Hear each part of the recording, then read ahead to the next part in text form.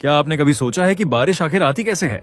और अगर बादल पूरे साल आसमान में रहते हैं तो बारिश सिर्फ मानसून में ही क्यों होती है? सच्चाई जानकर शायद आप बारिश को पहले जैसी नजर से कभी नहीं देखेंगे। देखो, पृथ्वी पर मौजूद पानी का एक भी नया कतरा कहीं से नहीं आता और न ही पुराना पानी अंतरिक्ष में चला जाता है।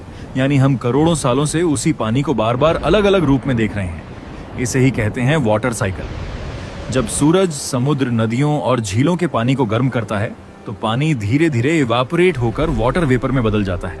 ये वेपर हमारी आंखों से दिखाई नहीं देती, लेकिन गर्म हवा इसे हजारों फीट ऊपर ले जाती है। अब यहाँ कहानी में आता है एक बड़ा ट्विस्ट।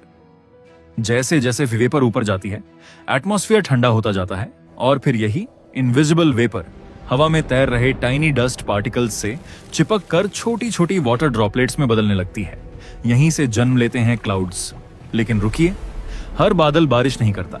कुछ बादल सिर्फ आसमान की सजावट होते हैं, जैसे सिरस क्लाउड्स। ये बहुत ऊंचाई पर बनते हैं, पतले होते हैं और इनमें बर्फ के छोटे छोटे क्रिस्टल्स होते हैं। फिर आते हैं क्यूमुलस क्लाउड्स, जो बिल्कुल रुई जैसे फूले हुए दिखते हैं।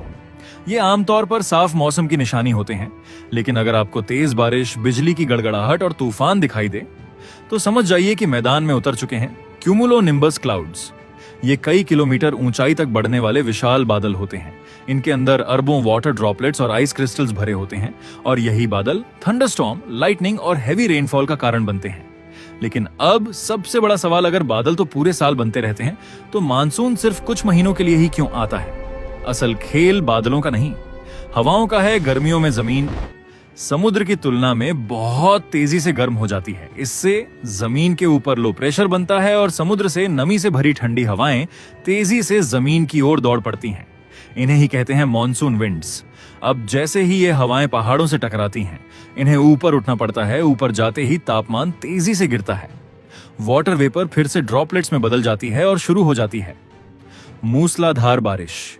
यही वजह है कि पहाड़ी इलाकों में अक्सर सबसे ज्यादा बारिश होती है। तो अगली बार जब बारिश की पहली बूंद आपके चेहरे पर गिरे, याद रखिए, ये सिर्फ आसमान से गिरने वाला पानी नहीं है। ये सूरज, समुद्र, हवाओं, पहाड़ों, तापमान और पूरे अर्थ सिस्टम के बीच चलने वाली एक विशाल प्राकृतिक प्रक्रिया का नतीजा है।